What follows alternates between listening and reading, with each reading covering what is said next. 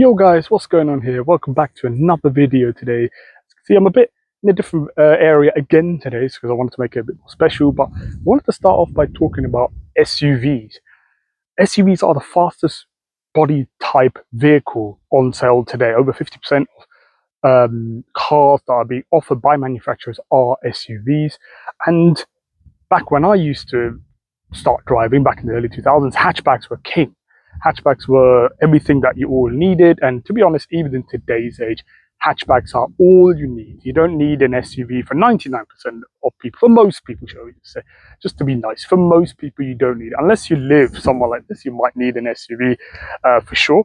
But for most people, you don't need it. So, sales have gone up 540% of SUVs since early 2000s, and they're just not as good as normal cars. If you need a more practical car, you can have an estate.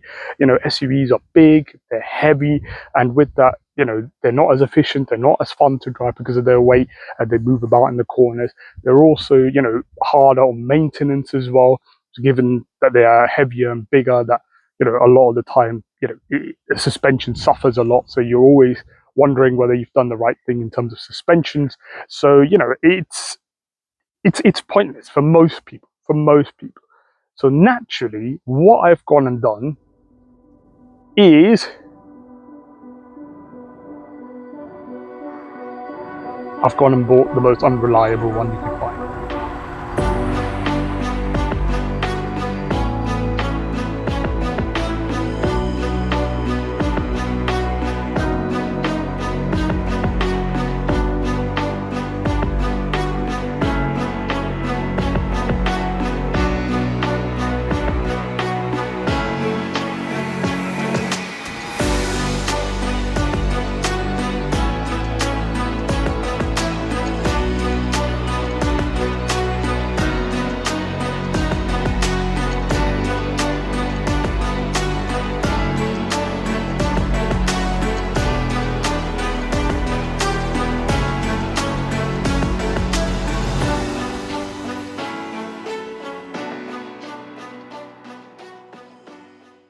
So guys, this is my new to me Range Rover Vogue 2006 L322, not L322 or L322, L322 Range Rover Vogue.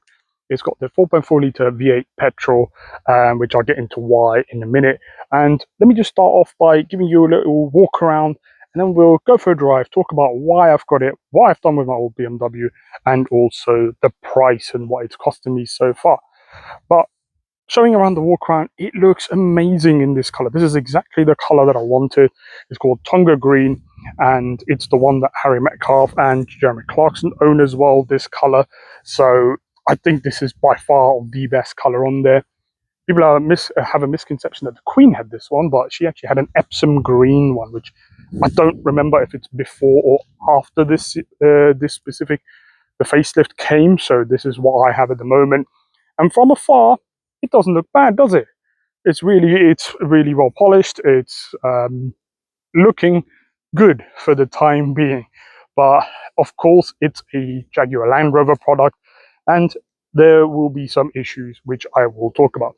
And as you can see, I love this. This is currently on its highest setting as well, so you can see how high this vehicle goes. We don't need it, but it's in its home habitat on a farmland, so I wanted to make sure I can get that in. So what I wanted to show you guys, or talk to you guys, is a few of the issues which you can probably see already. Bodywork wise, let's start there. First of all, we have lacquer peel going on as well. So there's a few spots we've got lacquer peel going on. It's actually very good in terms of dings and so on. It's not a lot, but yeah, big lacquer peel there. There is a couple more on the roof as well, as you can see. So there's bits that we can sort out. Second issue, as you can probably tell by both of these windows, the regulators have stopped working. So when I bought the car, this one was the one that didn't work, and then for some reason 2 days ago that one stopped working. So luckily it's not an electrical issue. I already bought the parts. It's 20 quid, so easy fix there. It's running on really nice Pirelli Scorpion Zero tires. They are old, they're from 2012, but there's no cracks and they're absolutely fine. Plenty of tread I should say, as well. Next up, I want to show you guys. Interior is lovely, but you'll see some shots. We got the classic rear arch rust. Is it me if I buy a car with no rust? I don't know, but it's not too bad on this side. If I walk you guys around onto the other side, it looks a lot worse. There we go. Now, a lot of that I already tried pushing through. A lot of this is actually surface rust, so I can save it. I don't know about this piece. I need to try and bonk onto that.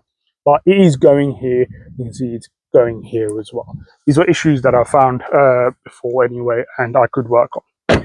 And next up, what we also had was a gearbox leak. So it did have a gearbox leak when I bought it, but so I've already serviced that. I changed the gearbox fluid, which Range Rover claim is, you know, lifetime guarantee, which it's not. It's a serviceable item.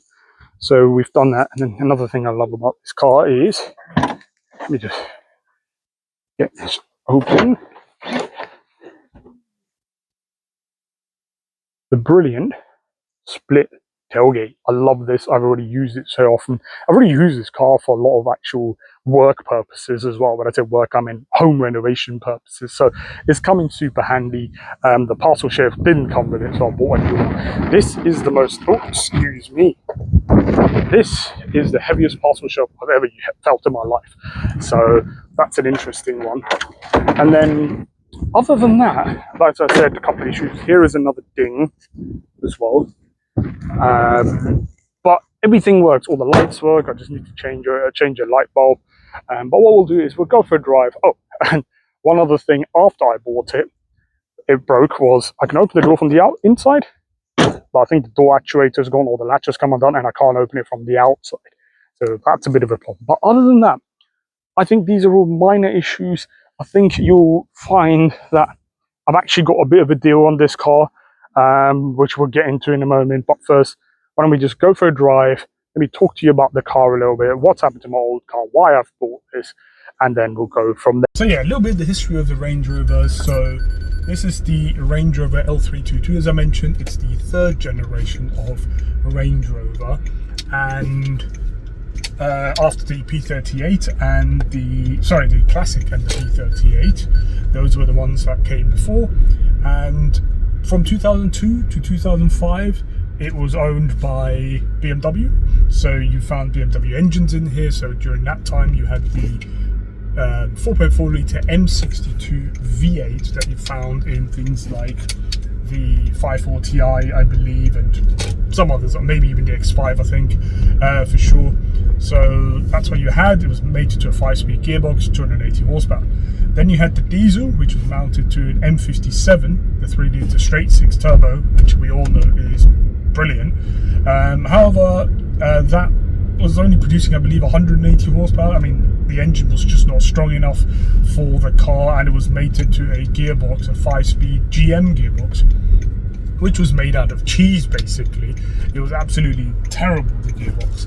So BMW, after the ownership of BMW, it went to Ford from 2005 onwards, or 2006 onwards, and this is where the one I have has come in. So my one is the 2006 4.4 litre Jaguar V8, or Ford-based V8. It's actually known to be a bit more reliable than the BMW one. The only issues it has is the later ones, the 4.2 litre supercharged ones, have timing chain issues.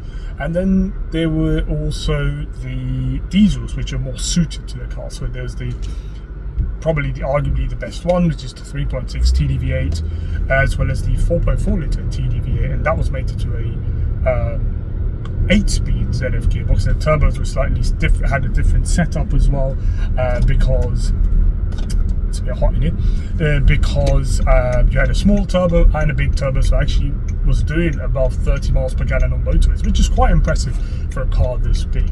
So that's just a bit of Range Rover. Now, why have I bought one?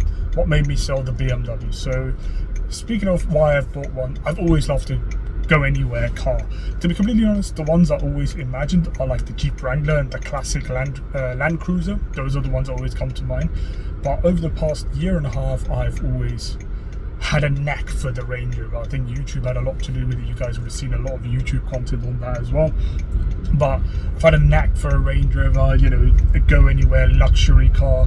Obviously, if you want to go into somewhere like the Sahara and come back, get a Land Cruiser. But if you just want to go in style, you can always get a Range Rover.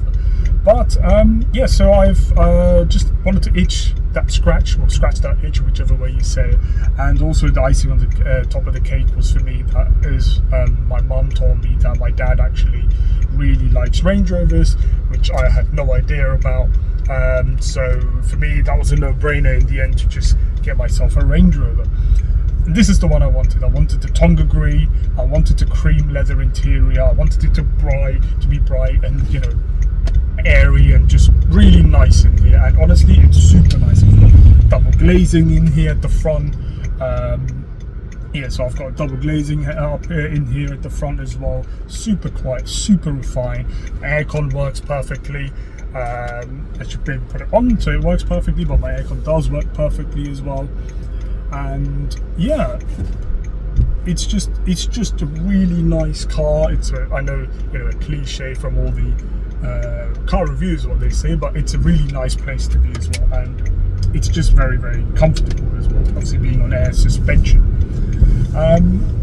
So obviously, being a 4.4 litre V8, I'll do a bit of a long term on fuel economy as well. It'll be interesting to see, but just so you guys have an idea, I have done 500 miles, pretty much 499 at the moment, and I'm averaging 18.1 miles per gallon. Around town, I get around 16 according to the trip computer. Around the motorway, on the motorway, I get about 22 to 24 if I can push it. If you're doing 50 miles per gallon, 50 miles an hour, I should say, and just cruising, it stays at 25, but it really struggles to go anything above that, even on the downhill road. So, you know, I'd like to do a long-term review if I can, but you guys know I'm not one to keep cars, so for a long time. So we'll see how that goes in terms of a long-term review for this car as well. So going on to the issues that I have with this car, as I mentioned from the outside, you've already seen it, and I've talked about some of the things I've already know. I've done a gearbox service with OEM parts, so it was original ZF fluids, original ZF sunpan as well. I'll just put a little pop-up up here so you can see kind of where I've worked on it as well.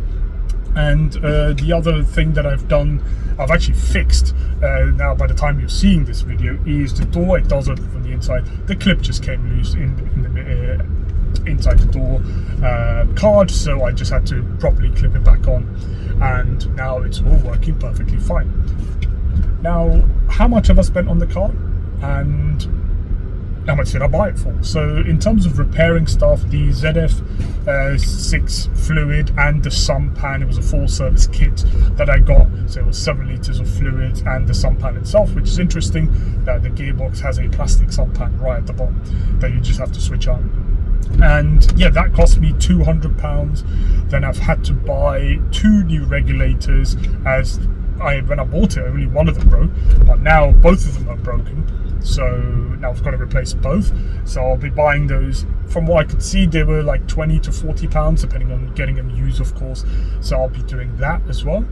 And then finally, what I have is just a few little bits actually. Just I need a side light at the front, but other than that, the car is perfect. Nothing's gone wrong, touch wood, so far. Air compressor works, and the ride height, everything works. So far I seem to have got myself a good deal. And for those things, the service parts I've bought, I've spent about £250, £200 to £300 what I will be spending, right?